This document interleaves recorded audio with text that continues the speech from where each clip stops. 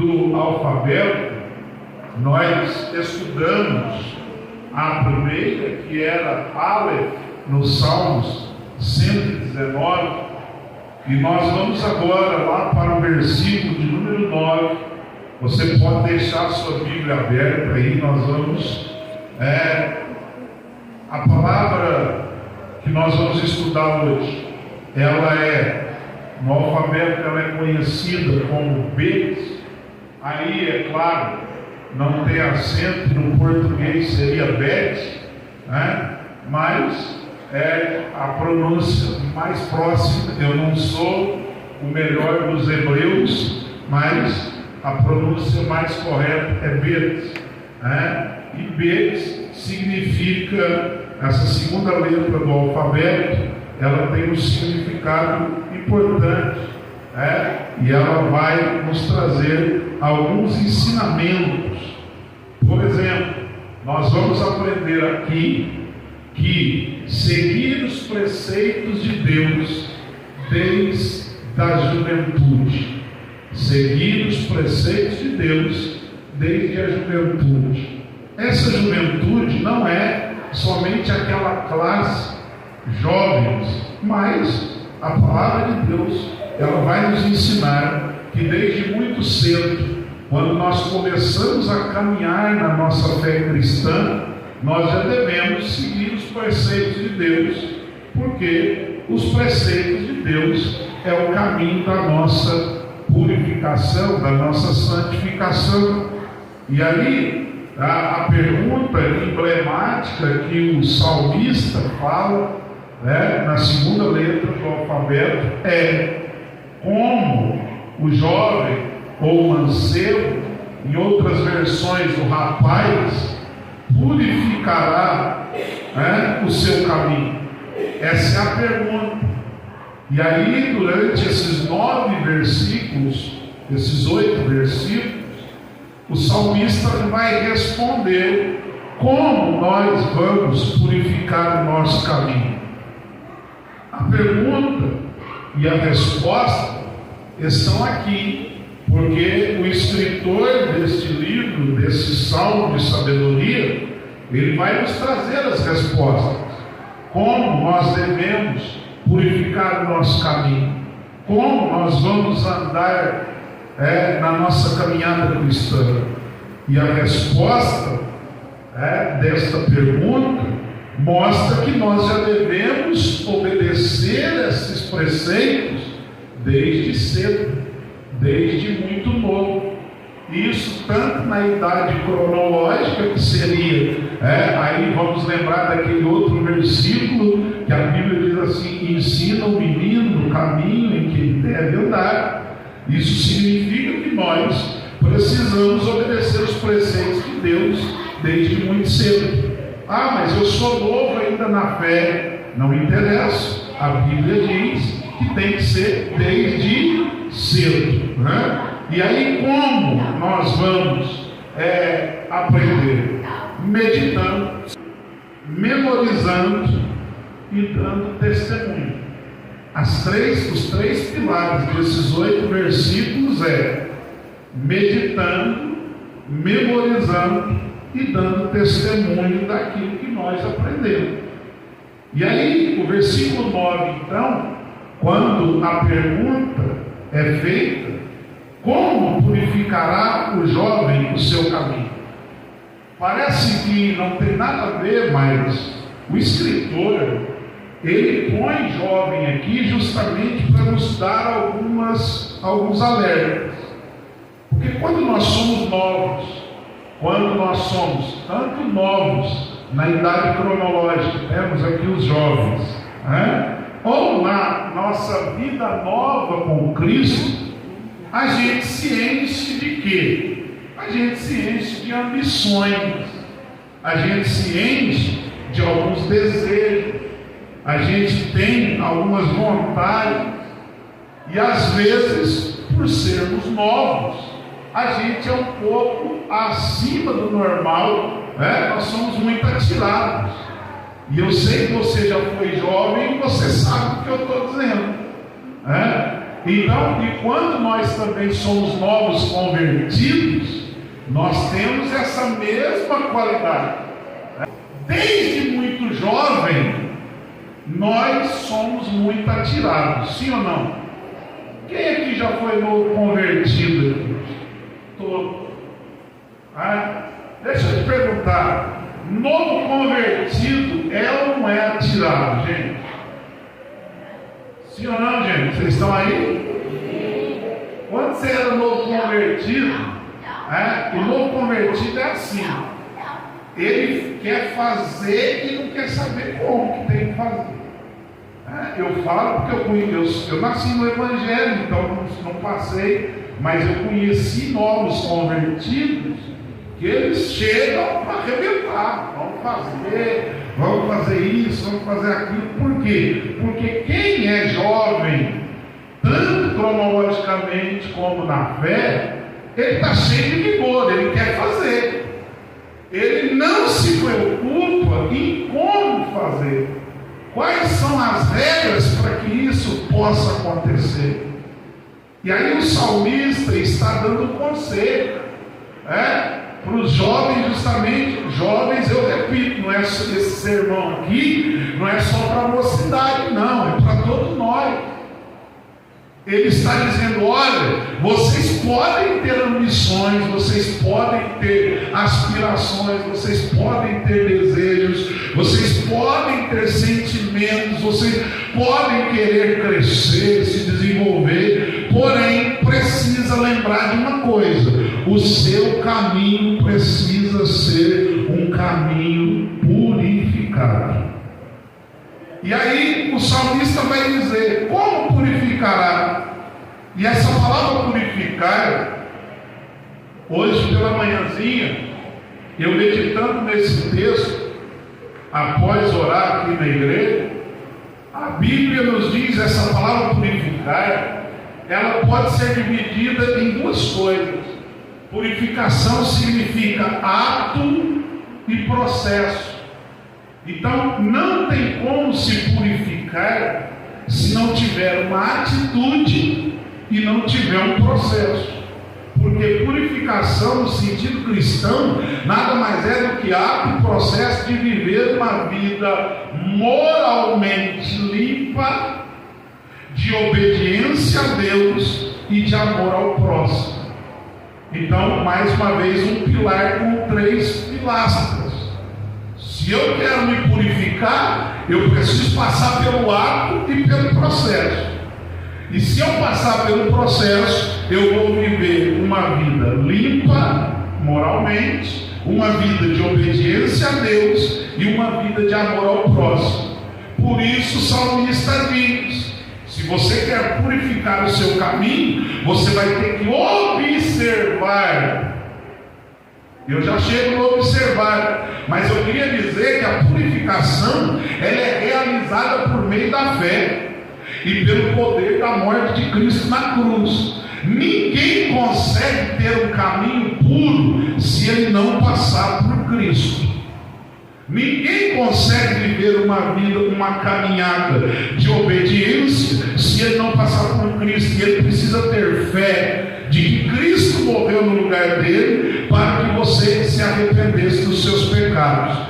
Então, a primeira regra aqui do Salmo 119 é: se eu quero ter o meu caminho purificado, mesmo que eu tenha sonhos, projetos, ambições, eu preciso passar pelo ato e pelo processo da purificação, que é santificação. E aí eu vou pedir, pastor Júnior, ache para mim Tito, capítulo 2, versículo 14. Queria pedir o Carlinhos que achasse para mim Hebreus 1, versículo 3. E vou pedir o Edson, acha aí 1 João, a epístola, 1 João, capítulo 3, versículo 2 e 3. Vamos lá, para a gente entender esse processo. Por que o salmista está dizendo: olha, moço, olha, você que tem sonhos, ambições, você que quer chegar em algum lugar, você precisa purificar o seu caminho.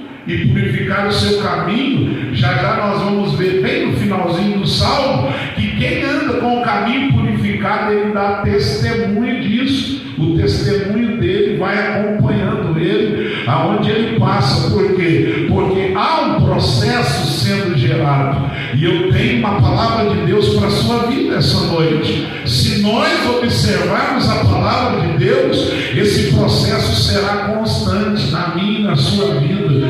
Esse processo não pode ser só uma vez ou outra, não.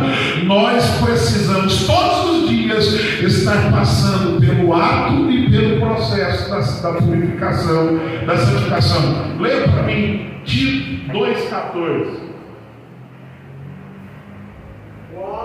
O qual se deu a si mesmo por nós, para nos redimir de toda iniquidade e purificar para si um povo seu, especial, zeloso e glorioso. Olha só, Tito está dizendo que Jesus ele veio para o processo da cruz, mas ele veio com um objetivo. E qual o objetivo? Ele salvasse um povo. Esse povo seria um povo qualquer? Não, senhores e não senhoras. Esse povo teria que ser um povo zeloso, né? Porque fala primeiro aí, um povo seu, quer dizer, propriedade exclusiva dele, zeloso e de boas obras. Então o processo da purificação vai separar o povo de Deus. O povo de Deus precisa ser um povo zeloso e um povo de boas obras. Então a purificação vai gerar zelo e boas obras. Vamos lá? Calixto, achou Hebreus 1,3, por favor? Leia. O qual, sendo o resplendor da sua glória e a expressa imagem da sua pessoa, e sustentando todas as coisas pela palavra do seu poder, havendo feito por si mesmo a purificação dos nossos pecados, assentou-se à destra da majestade nas alturas. Então olha, Hebreus está ratificando. Quem está fazendo esse processo? Quem gerou o processo da purificação? Não é eu, não é o Júnior, não é o Edson. Esse processo foi gerado por Cristo. Ele veio, gerou o processo está em vigor, né? Porque enquanto estivermos na graça, o processo da purificação está aí, o ato da purificação está acontecendo, e ele está hoje assentado à destra de Deus, mas ele deixou o processo, ele deixou o ato, e o ato está registrado na Bíblia. Se nós quisermos andar, nós precisamos observar os estatutos, os preceitos, e aí a gente vai passando pelo processo. Pastor, mas não existe ninguém perfeito. Eu sei que não, mas se você estiver dentro do processo, saiba que um dia Deus vai te levar à estatura de varão perfeito. Mas enquanto isso, Ele te põe no processo, e o processo é demorado, porque só terminará com o arrebatamento da igreja. Vamos lá para o terceiro texto, 1 João, capítulo 3, versículo 2 e 3. Isso.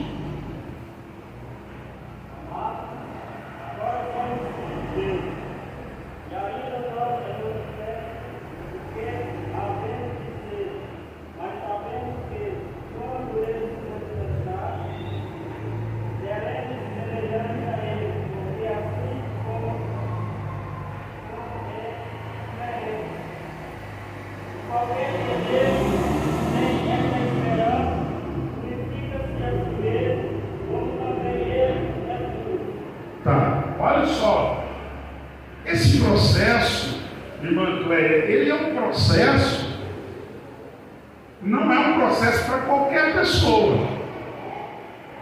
Esse processo é para quem tem esperança. E se você está aqui essa noite, é porque você está aqui por causa da esperança.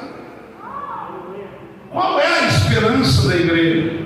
A esperança da igreja é que enquanto nós estamos aqui, irmã Ângela e irmão Marcelinho, passando pelo processo, a esperança está aqui dentro, dizendo: vai chegar o dia em que nós seremos semelhantes a Ele. Quando Ele se manifestar, nós o veremos, nós seremos como Ele é. E Ele diz: eu estou purificando vocês, para que vocês cheguem um dia a ser como Ele é. Ô irmão, presta atenção, é por isso que a igreja prega todo dia, toda hora, dizendo: santifiquem, purifiquem-se. Por quê? Porque esse é um processo. E João está aconselhando, dizendo: olha meus amados, filhos de Deus, e ainda não é manifesto o que havemos de ser, porque ainda não está manifesto o que o Júnior vai ser, do que a irmã vai ser. Não sabemos ainda,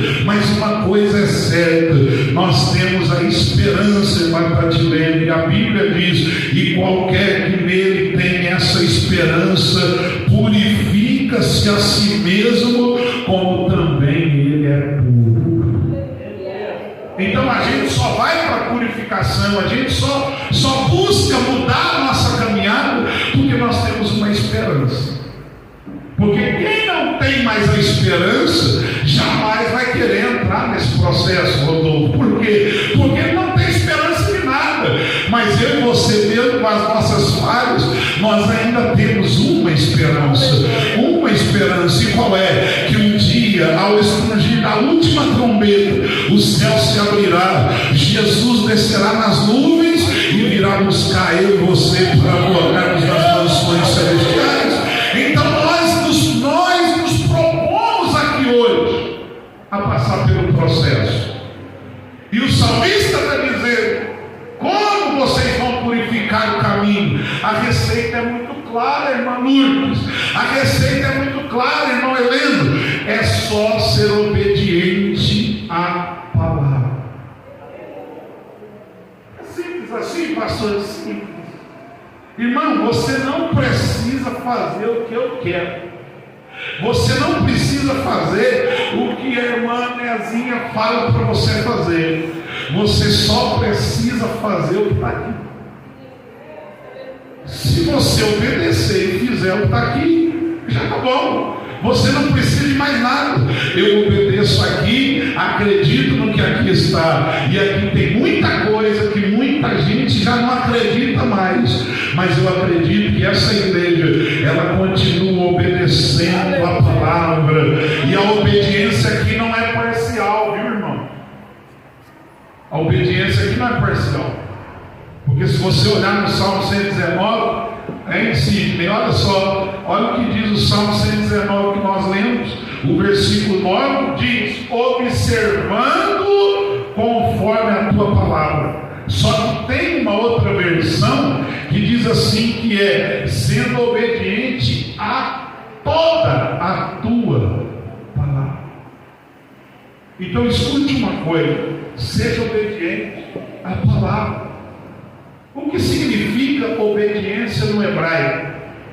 No hebraico, no Antigo Testamento, significa submissão, sujeição. Por isso que o apóstolo Tiago, depois lá no grego, ele vem com um versículo dizendo assim, sujeitai-vos, pois a Deus. Quando ele diz sujeitai-vos, pois a Deus, ele está dizendo assim: obedeça a Deus, sujeite a Deus. Então essa é a nossa alegria. Sujeitai-vos, pois a Deus, resisti ao diabo e ele fugirá de vós. Sujeitai-vos, pois a Deus, resisti ao diabo e ele fugirá de vós. É isso que Tiago diz. Se nós sujeitarmos a Deus, nós vamos conseguir caminhar e vai ser bênção. Vou ler só um versículo sobre obediência. Deuteronômio capítulo 5, versículo 29. Vamos ler. Deixa eu ver quem está comigo ali para ler. Vamos lá. Está comigo aí? Hoje você está. Isso aí. Hoje até o Cauê trouxe. Deuteronômio 5, 29. Quem achou aí? Lê aí. Vamos ver quem achou. As irmãs aí, alguém achou? Leia aí, se leia. Quem dera que eles tivessem mau coração, que eles temessem e guardassem todos os meus mandamentos, todos os dias, para que bem lhes fosse a eles e a seus filhos para sempre. Irmãos, eu pergunto a vocês, essa é uma oração, essa é uma afirmação muito interessante, porque o texto diz assim: quem dera que eles tivessem tal coração que me temesse. Quem está falando isso é o próprio Deus. Através de Moisés, ele está dizendo assim: ó, isso aqui é afirmativo, mas eu vou exclamar para você entender o sentimento de Deus. Deus olha o povo na desobediência. João Pedro diz assim: quem me dera, se esse povo tivesse um coração para me temer e guardasse todos os meus mandamentos todos os dias, para que bem lhes fosse a eles e a seus filhos para sempre. Irmãos, é tão lindo isso aqui, que esse versículo está nos dizendo o seguinte: a nossa obediência vai beneficiar até os nossos filhos, até as gerações que virá vai ser abençoado por causa da obediência, porque Deus está dizendo: quem dera que eles temessem, quem dera que eles obedecessem. E aí Deus diz: se eles fizessem isso, olha só, eu faria bem a eles e a seus filhos. Então eu tenho uma palavra profética para a sua vida essa noite. Obedeça a palavra de Deus, e isso vai fazer bem para você e para a sua família. Isso vai fazer bem para você e para a sua casa. Quando nós obedecemos a palavra, a nossa vida também influencia os que estão à nossa volta. Amém? Vamos para frente?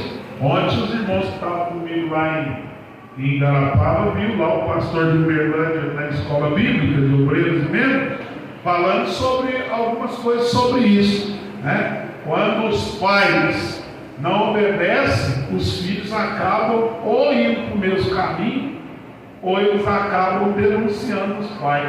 Você viu lá? O pastor falou assim que ele foi na casa de uma pessoa, e o pai e a mãe lá viviam desobedecendo a palavra, falando mal do pastor, falando mal das pessoas. E aí, acho que o menino ouviu um dia o pai, Júnior, falando com o pastor lá da igreja, que é o pastor Clodoaldo, que estava ministrando, que ele tinha duas casas, que ele era falso. E aí um dia esse pastor foi na casa dele, e aí o menino, vendo, olha a falta de temor, de obediência à palavra, falou, o menino escutou. O pastor sentou lá, o menino ficou olhando na cara do pastor assim, ficava assim, do pastor Clodoaldo. Aí o pastor Clodoaldo olhava nele e ele ficava assim, procurando. Aí o pastor falou: menino, por que você está me olhando tanto assim? Ele falou: pastor, eles estavam lá, acho que tomando café com o pastor. O menino foi lá e falou: não, pastor, é porque eu estou observando o senhor, porque meu pai e minha mãe falou que o senhor tem duas caras, mas só tem uma, não estou achando a outra. Então, olha só, um ato de falta de temor fez o menino também: eu quero achar esse negócio, cadê essa cara? Disseram que é duas, eu estou procurando, só tem uma. Então, muito cuidado, irmãos. Isso aqui é um princípio. Se os nossos filhos eles forem influenciados pela palavra, você pode ter certeza, você não vai ter muito trabalho. E eu vou te dizer, mesmo que eles se desviem, você não vai ter muito trabalho, porque você vai ter consciência de que você ensinou a palavra. Eles foram para o mundo, mas foram ensinados. Eles sabem as consequências. Então, se nós queremos purificar o nosso caminho, devemos observar a palavra. Versículo 10: eu te busco com todo o meu coração, não me deixes desviar dos teus mandamentos. Aqui o salmista está afirmando: eu te busco com todo o meu coração. E o que é buscar o Senhor de todo o meu coração? É buscar a Deus 100%, sem reserva, sem limite.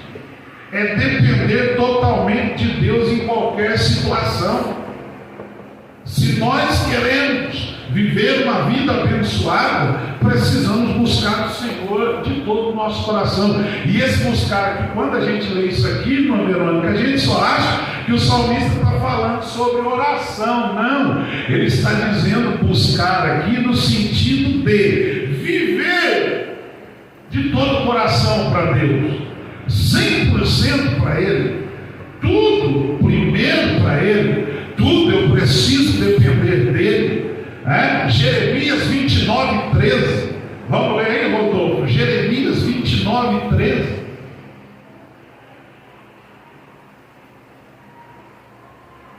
Vamos buscar o Senhor de todo o nosso coração, porque se fizermos isso, nós não desviaremos do seu caminho, dos seus mandamentos. Jeremias 29:13.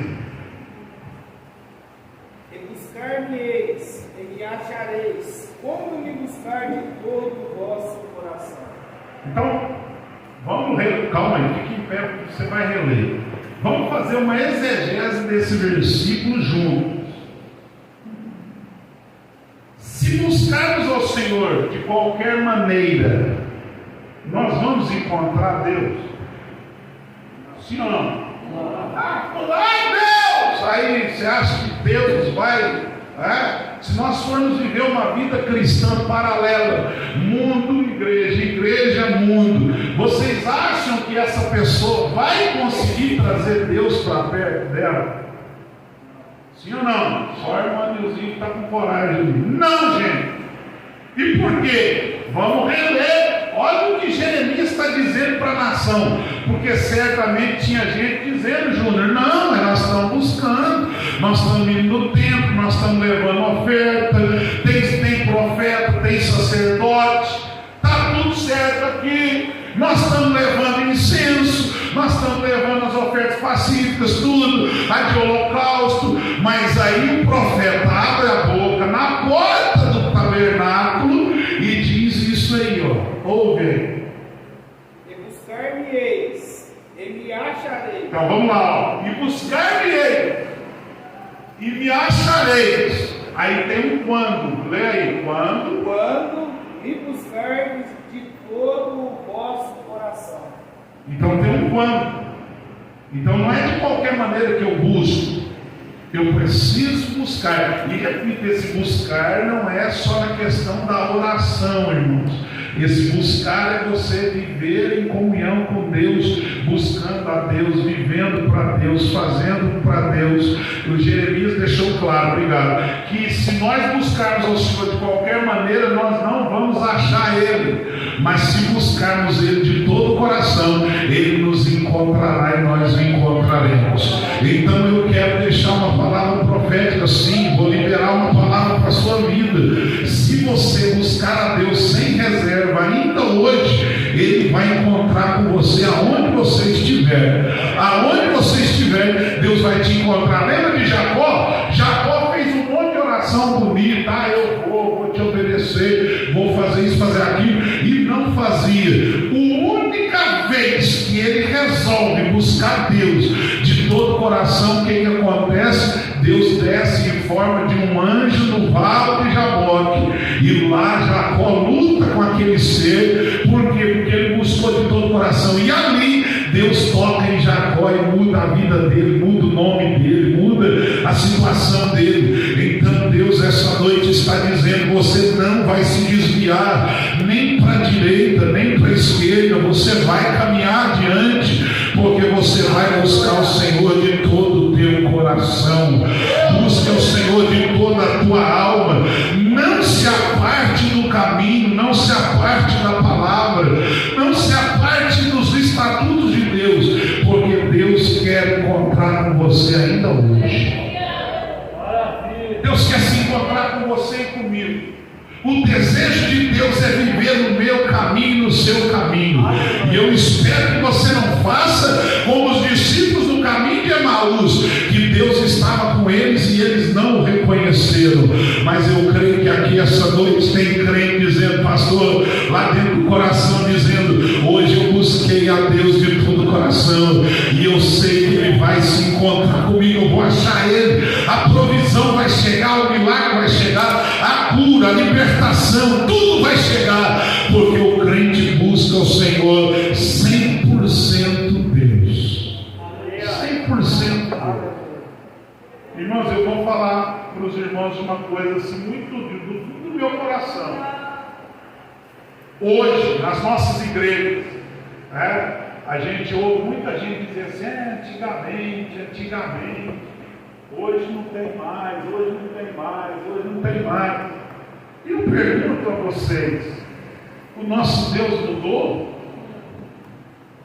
Ele é o mesmo. Agora, quem mudou? Nós, porque nós não buscamos a Deus como buscávamos antes.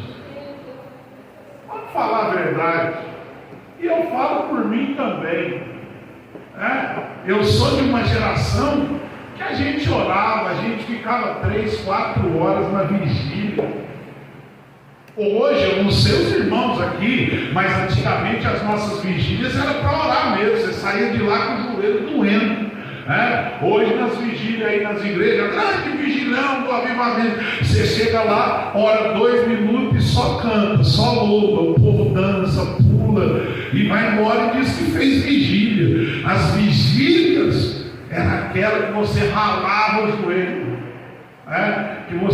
eu me lembro que meu pai era caldeireiro de laticínio, Júnior, e ele era baixinho assim, igual o Edson, não igual, fortinho assim também, porque o Edson está fortinho, está bem cuidado. E aí meu pai pegava, ele está olhando na barriga dele.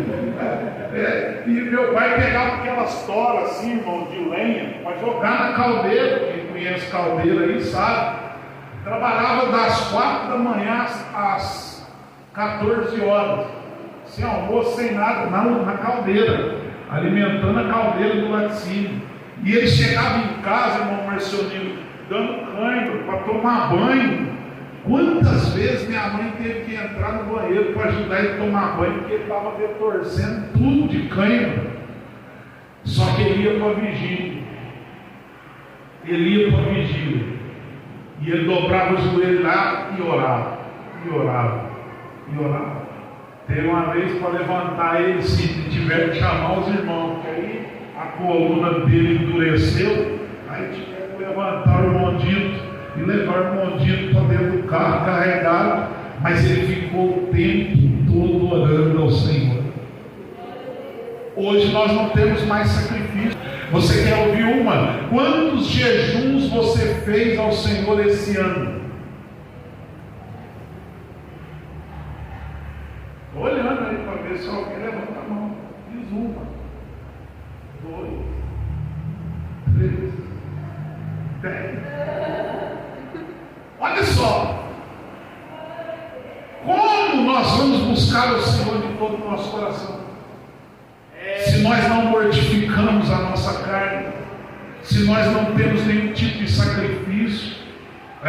Eu falei para o Cid, domingo eu vou convocar a igreja domingo a fazer um jejum. Eu sei que domingo vocês podem comer lasanha, aí vocês chamam a irmã Tiana para ficar fazendo comida gostosa, mas faz isso depois do meio-dia. Irmãos, nós precisamos disso. Sabe por quê? O Sidney conversava, a gente conversava e dizia o seguinte: se a gente não fizer alguma coisa, o congresso vai vir, vai ser só um evento onde a gente vai cantar, vai mostrar a camiseta, o uniforme e nada vai acontecer. E eu pergunto, na sua vida acontece alguma coisa sem sacrifício? Estou vendo aqui. Oi, irmã, olha o Júnior, está cochilando aqui. Sacrifício. Estou vendo ali a Vitória lá. A Vitória está ali assim, Jesus, eu não sei se eu vim, se eu vou. Mas é assim que tem que ser crente. Crente se sacrifica, vem cochilando, mas vem primeiro. Vai para a vigília, vamos para a vigília. Irmãos, hoje Nós não temos como nós vamos ver Deus operar coisas extraordinárias se nós não oramos, se nós não buscamos a Deus de todo o coração. A gente até busca, mas busca de qualquer maneira, às vezes com pressa, por causa do dia a dia. Eu sei aqui a maioria dos irmãos são trabalhadores, empreendedores. Nós temos empreendedores que são pessoas donas dos seus próprios negócios, mas pelo menos um dia ou outro você precisa dizer: Senhor, hoje eu preciso te buscar de todo o meu coração.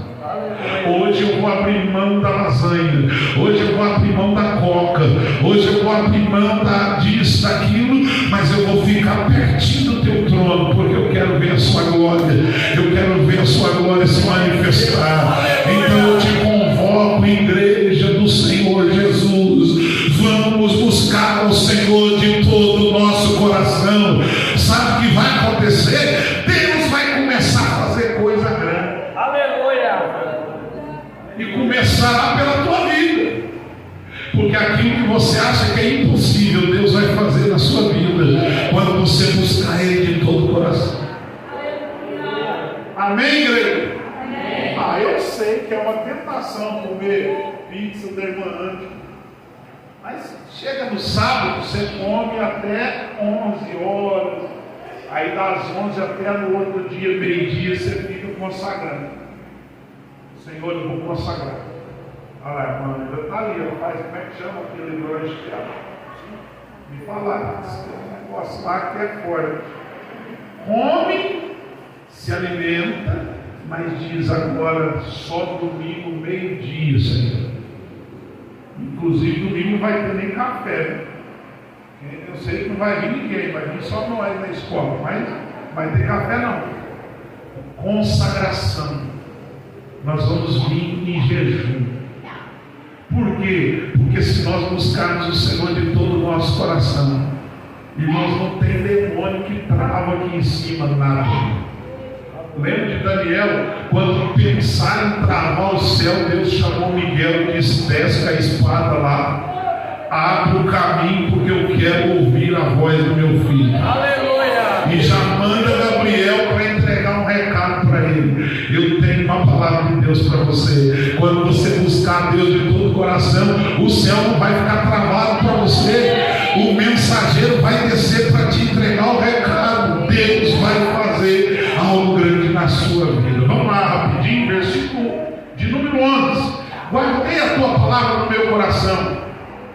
Perdão, isso, para eu não pecar contra ti. O coração do homem é lugar de repouso de Deus. Então Deus não quer que você peque contra Ele.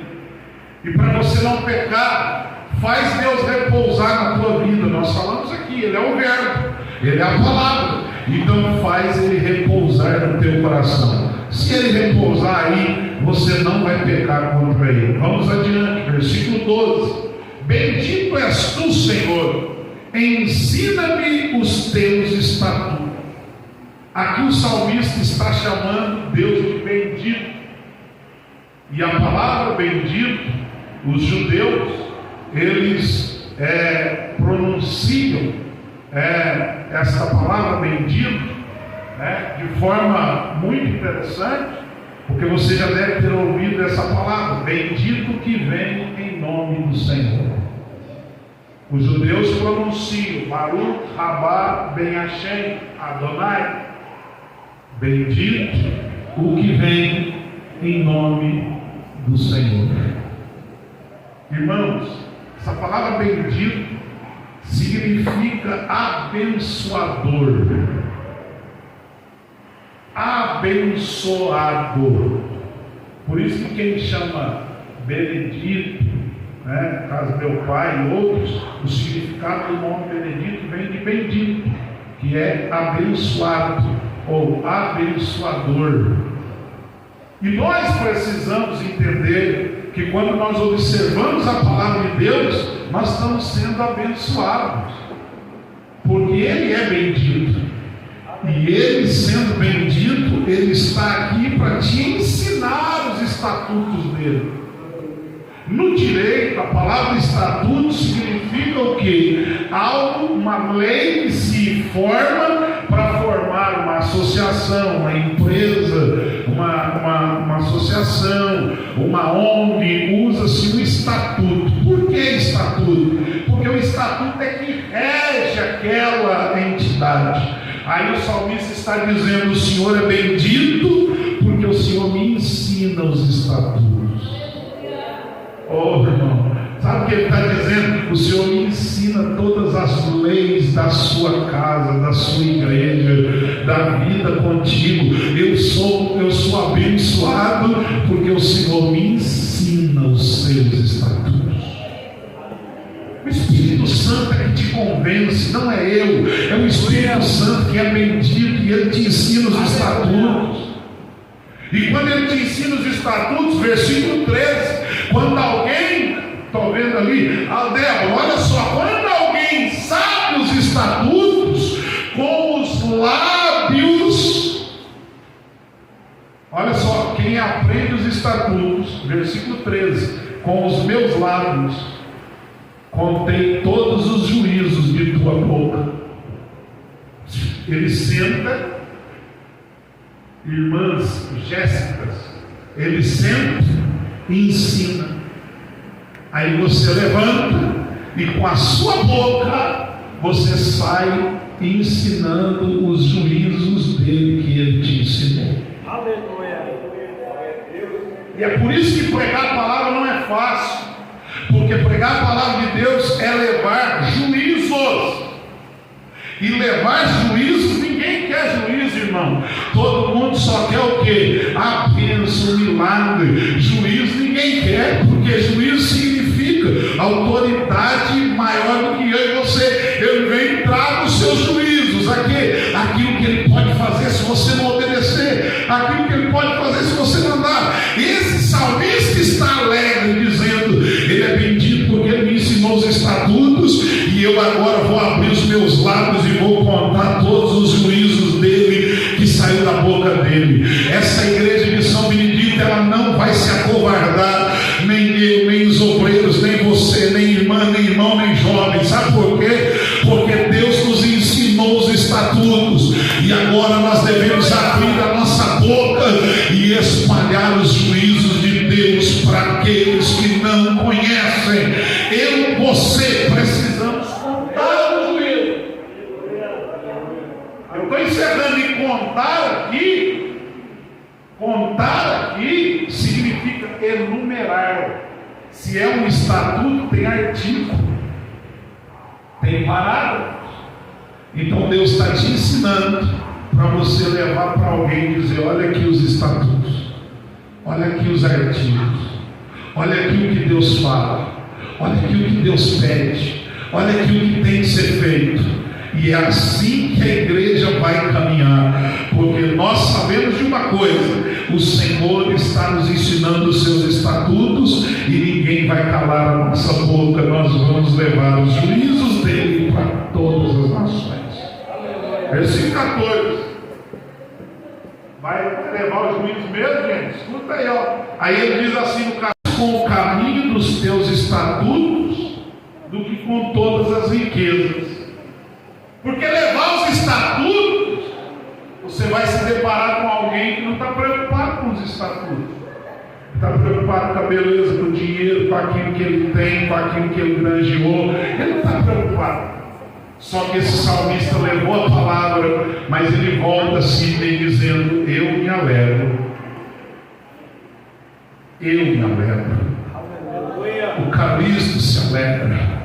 A Laila tem que se alegrar. A irmã Tiana tem que se alegrar. Mesmo que alguém não queira ouvir o irmão Heleno, mas ele volta dizendo: eu me alegro.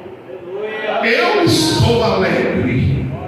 E por que eu me alegro, Gabi? Eu me alegro, Marcela, porque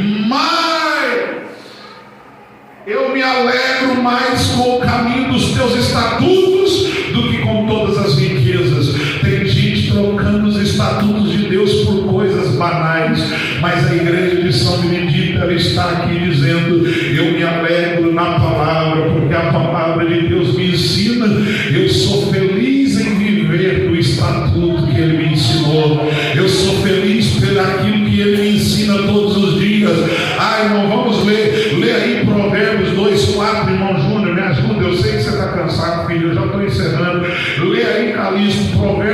8, 10 e 11. Aleluia. Vamos ler rapidinho aí, irmãos, esses versículos para você ver a verdadeira riqueza do crente.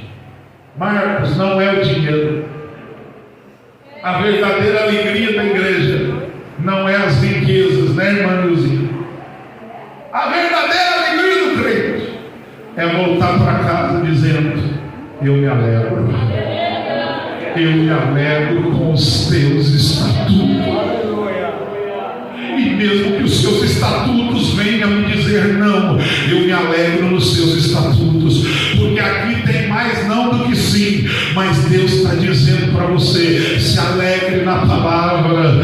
Volte para sua casa hoje desse culto de ensino dizendo: eu ouvi os teus estatutos, eu anunciei e eu estou voltando para casa alegre, porque mais vale os teus estatutos do que as riquezas dessa terra. Se você crê nisso, dê glória para Jesus. Lê aí, Júnior, Provérbios 2:4. E como a prata buscaram, e com tesouro escondido a procurar. Isso. Aí em Provérbios o Salomão está dizendo o quê? Que a palavra tem que ser procurada, como se fosse uma riqueza, como se fosse o ouro, a prata, porque ela vale mais do que o ouro, ela vale mais do que a prata, ela vale mais do que tudo nesse mundo, porque essa palavra é Jesus Cristo dentro de mim, dentro de você. Vamos lá, Carlos, Provérbios 8, versículo 10 e 11. Aceitai a minha correção, e não a prata e o conhecimento, mais do que ouro fino escolhido, porque melhor é a sabedoria do que os rubis, e tudo mais se deseja, não se pode comparar com ela. Segura só um minutinho, você vai ler mais dois nesse capítulo. Vocês ouviram aí? A palavra vale mais do que os rubis, do que o ouro, do que a prata. Essa palavra aqui, ela é muito rica. Ela é muito rica. Olha, vamos concluir, Carlos, 18 e 19, no mesmo capítulo. Riquezas e honras estão comigo, assim como os bens duráveis e a justiça. Melhor é o meu fruto do que o fino ouro e do que o ouro refinado. E as minhas novidades são melhores do que a prata escolhida. Deus, é que nós não tem tempo. Presta atenção no que foi lido aí. Olha o que Salomão está dizendo: riquezas e honra estão comigo. Por que ele está dizendo isso, Tatilene? Porque eu estou com a palavra. Aleluia. Eu vou profetizar sobre a igreja, sobre ele. Nós podemos ser os mais simples, os mais humildes, mas a riqueza e a honra está conosco.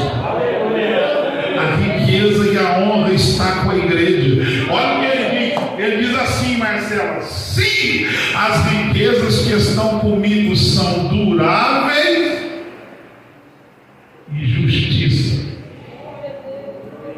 Por que ela é durável? Porque a Bíblia diz assim, ó: pode cair a erva, seca-se a erva, cai-se a flor, mas a palavra de Deus, ela permanece para sempre. Aleluia. Ela é durável na sua vida. Vamos lá, olha o 19.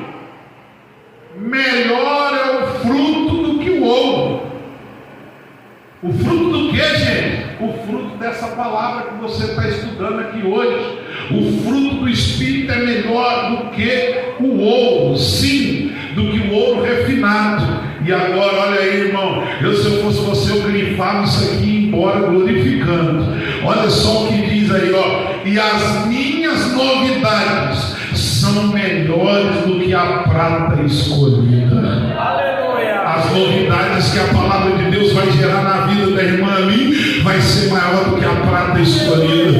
Irmã Lourdes, olha só, a palavra de Deus vai gerar na nossa vida coisas muito mais duráveis do que o ouro e a prata. Vai gerar em você um peso de glória na sua vida. Por isso nós devemos aprender os estatutos, acreditar neles e voltar para casa dizendo: é maior do que as riquezas da terra. 15, eu termino. estou chegando no 16. Meditareis em teus mandamentos e darei atenção aos teus caminhos. Meditarei os teus mandamentos, ele está dizendo, eu pensarei neles. Então não adianta só ler os estatutos e esquecer, ele está dizendo, pensa neles, fica pensando neles, vá para casa agora depois desse culto, pensando neles, mastigando eles. E ele termina o verso 15 dizendo, e eu darei atenção aos teus caminhos. Lá no iniciou dizendo, como purificará o mancebo os teus caminhos?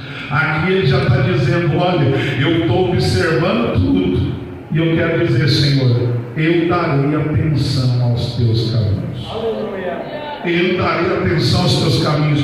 Eu observo. Tem um teólogo chamado Barnes, ele escreveu comentando este versículo, ele pôs entre aspas algo que ele sentiu de dizer, e ele pôs assim, eu observo os mandamentos continuamente, ou me refiro a eles em minha mente todas as horas, porque meditar nos seus pensamentos, nos seus mandamentos, é ter um guia sobre a minha vida.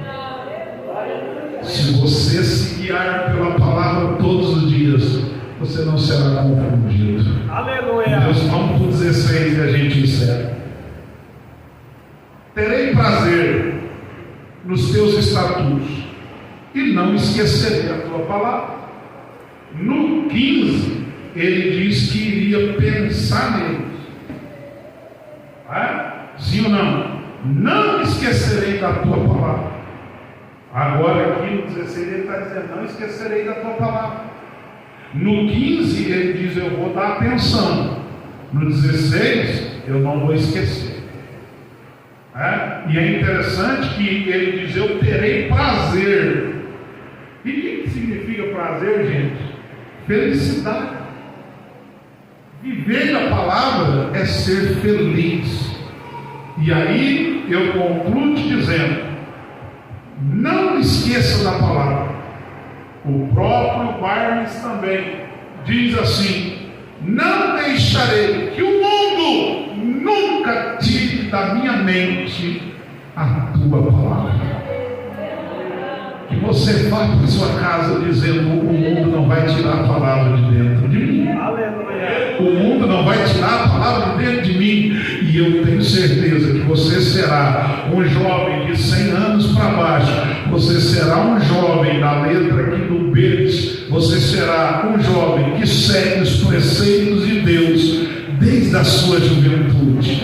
Nunca deixe a palavra sair de dentro do teu coração. E lembre-se, é a palavra, não é o pastor Luciano, não é ninguém, é a palavra de Deus que vai te conduzir às mansões celestiais. Então guarde a palavra, observe a palavra, não deixe a palavra. Na próxima semana nós não teremos o de ensino, porque será véspera do congresso, que começará na quinta-feira. E aí, para mim não cansar os irmãos, nós não teremos atividades na segunda, terça e quarta, no sentido de trabalhos. Claro, vai ter alguns ensaios, inclusive a Ana Paula não está aqui, ela havia me pedido para se na quarta-feira poderiam fazer o último ensaio. Por certo que sim, vamos também deixar a segunda ou a terça para as irmãs também fazer os seus últimos ajustes, e não teremos o culto de ensino, mas grava na sua mente aí que na outra semana a gente vai estar começando o versículo de número 17 ao versículo de número 24, se eu não me engano, aonde nós falaremos sobre a terceira letra do alfabeto hebraico, que é Gimel. Gimel significa o servo sendo tratado de forma abundante. Venha, vamos aprender, pastor, mas é muita coisa. Se Jesus não voltar, mas tem muito tempo. Agora, se Jesus voltar, a gente para, aí não dá. Mas Deus vai nos dar graça, vamos aprender isso aqui. Eu tenho certeza que depois disso aqui, Deus vai nos dar uma direção tremenda, porque a palavra de Deus é que direciona, não é o homem, é Deus mesmo através da sua palavra.